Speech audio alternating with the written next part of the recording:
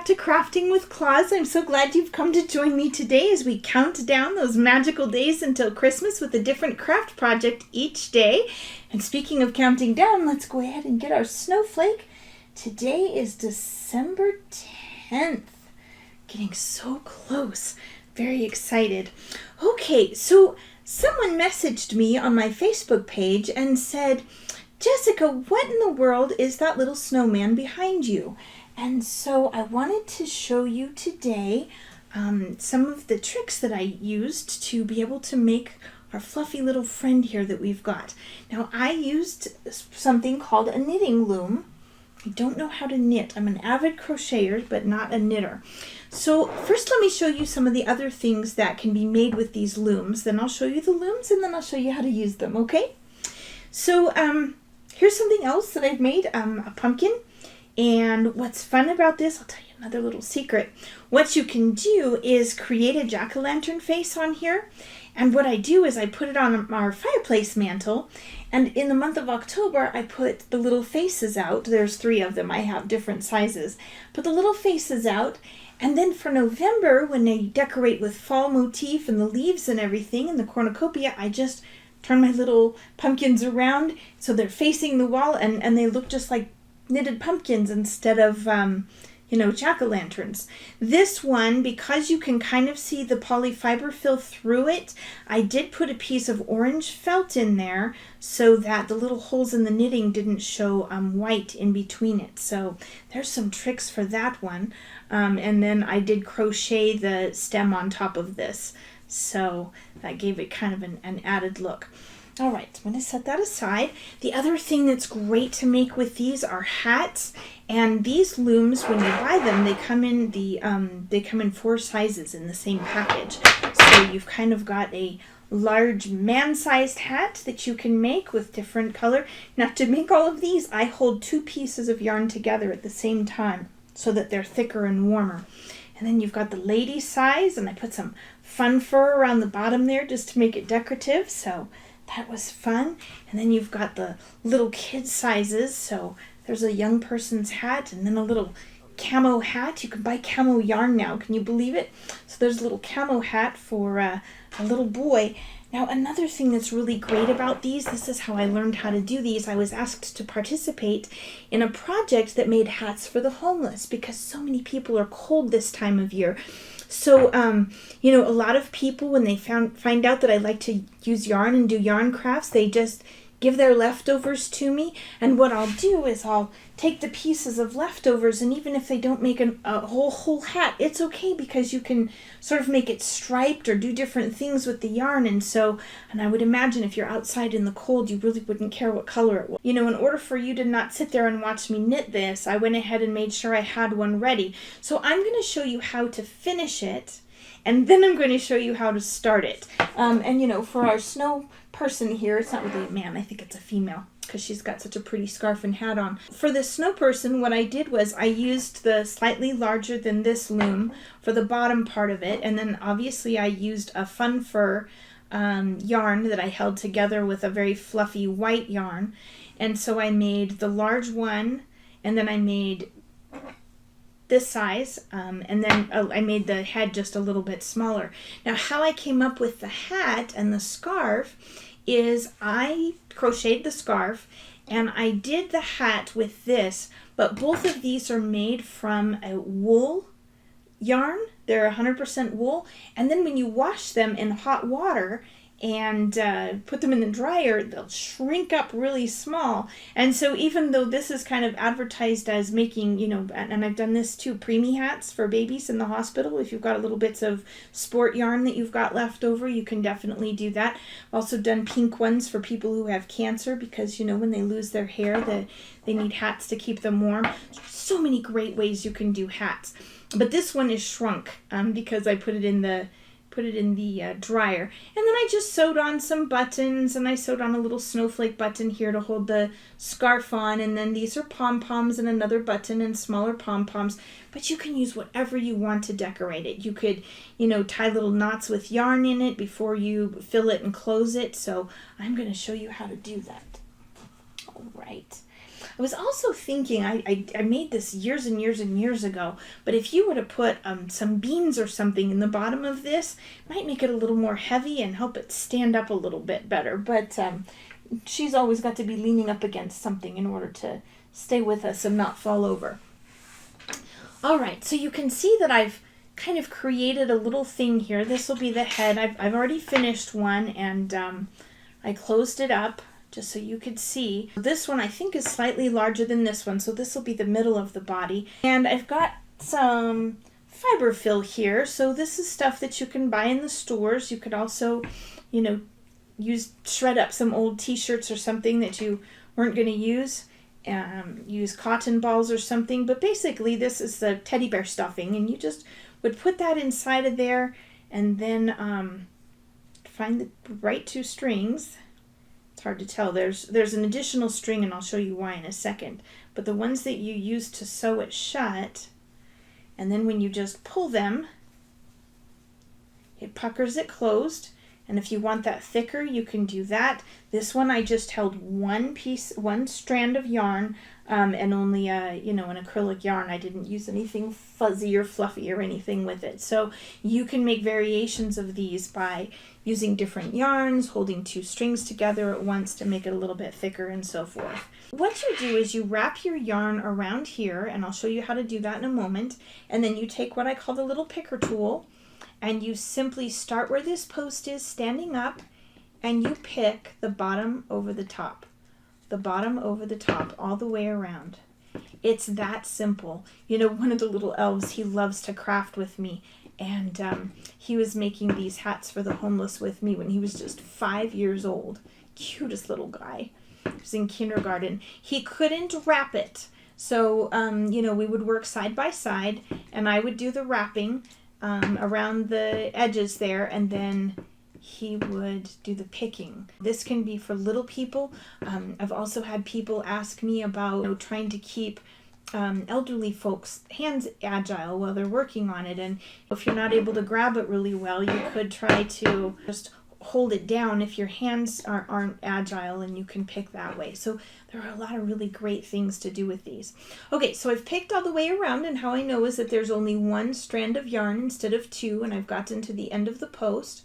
So now what I need to do is go ahead and take this off of the post, and that post holds it. It keeps it from unraveling, and I'll show you that again when I show you the beginning. So I'm going to go ahead and cut this. And now we're going to cut a strand of yarn, and I like to I make sure that it's big enough to go around there, and then I kind of double that. So even though I'll be cutting some of that yarn and have some left over, that way I make sure I've got enough. So you're going to put your yarn through your yarn needle. It's the cool name for this great big-eyed needle. I wish all needles were this easy to thread. All right, and then we're simply going to take this needle, and you'll see in a second why they sometimes break, and you're going to go, just like you were picking, you're going to go underneath here, and you're going to lift it off of the post and pull that, and then you want to grab it with your thumb and make super sure that you don't accidentally pull it all the way through, because then it could unravel. And you're just going to do that all the way around. You're going to go through each one of these posts with the needle and pull it off of the post as you go, and sometimes they'll slip back on, and that's okay, then just pull them back off again, because we're going to pull it tight when we're all done, and you'll see what it does. It puckers up. That's kind of how you create the closure for the hat, and how you create the closure for these things also. Pumpkin, for the snow person.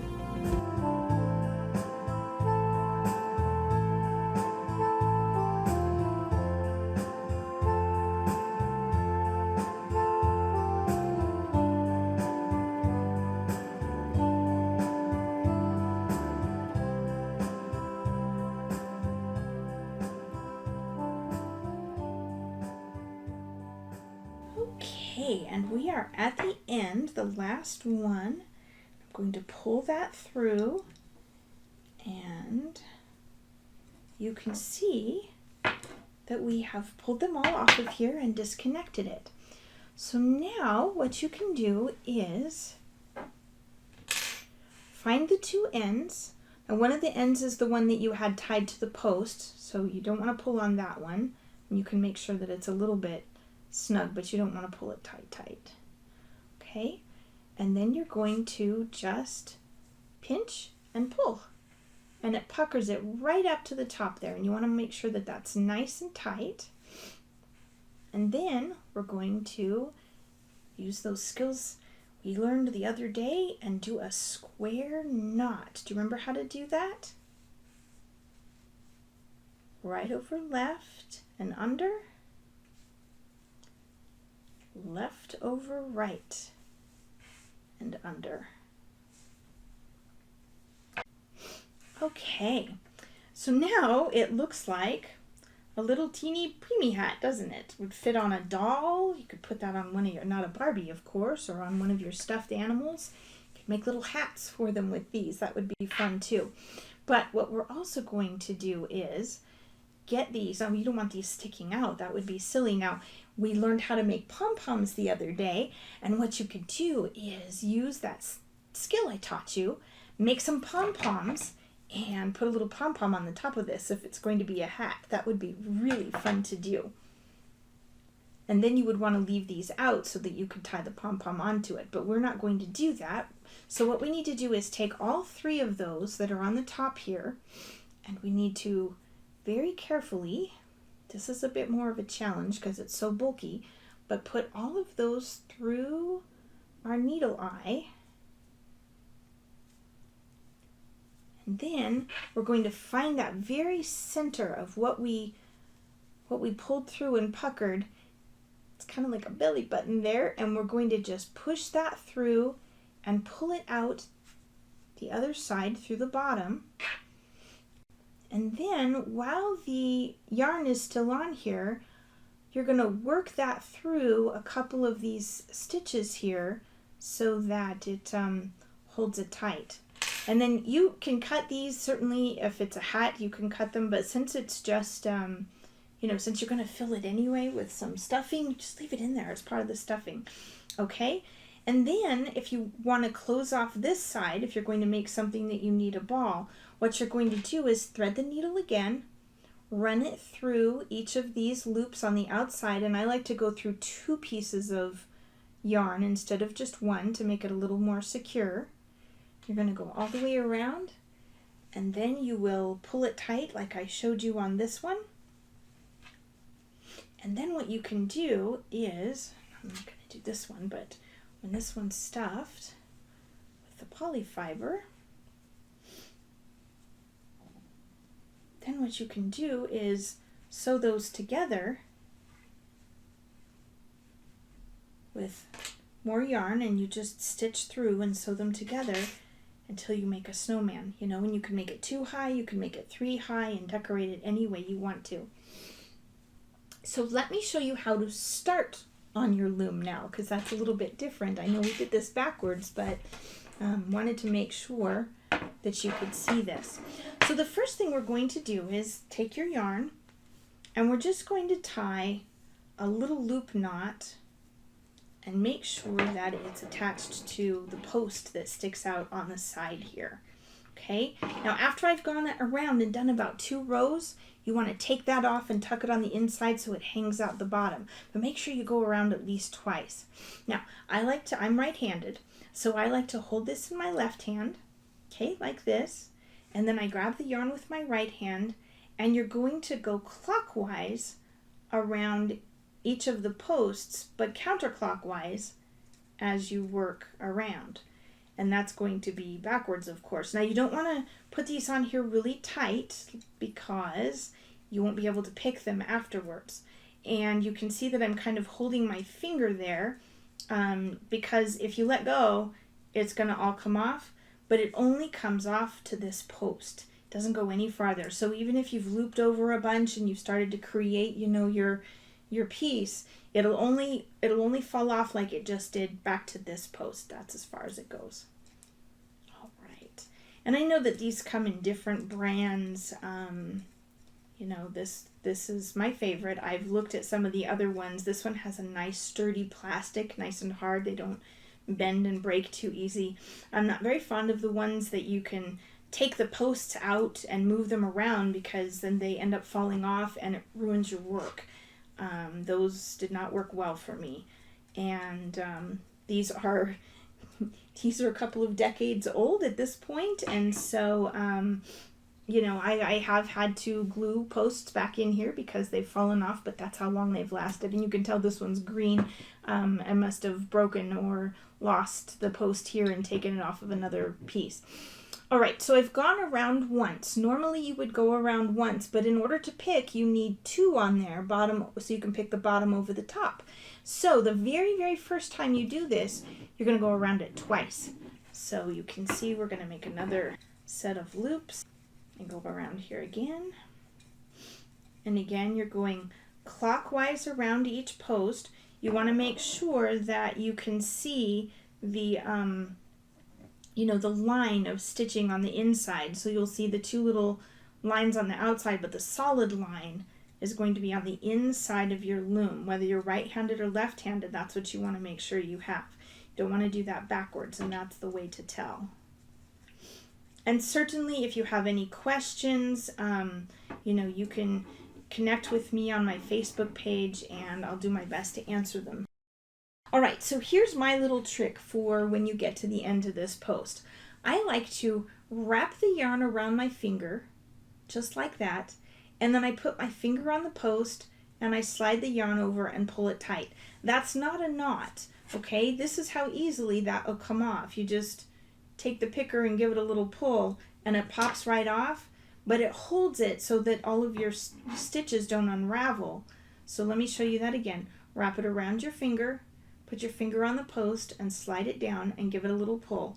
And again, there won't always be 2 of them hanging down here. That's just until you do those first couple of rows. And then just like I showed you in the very beginning when I started showing you this, you're going to pick the bottom over the top. I got my niece one of these for Christmas one year. I absolutely love these. I think they're fantastic. And again, like I said, we've done a lot of really great things with donated yarn and big groups of people working together to make different things for different kinds of people who may need to be warm. But the crafts are fun too, of course. But making hats is crafting, so don't overlook that. And again, just like always, if you make something with one of these, I would absolutely love for you to show me what you've done by taking a picture of it and sharing it on my Facebook page. So now that I've gotten to the end, again, I'm going to just kind of pull on that. It comes right off. And then I'll start all over again. And I'm going to keep wrapping this and going around and just doing the same thing over and over again until the part which will come out the bottom here is as big as I want it to be. So you can keep going. And here I can show you again.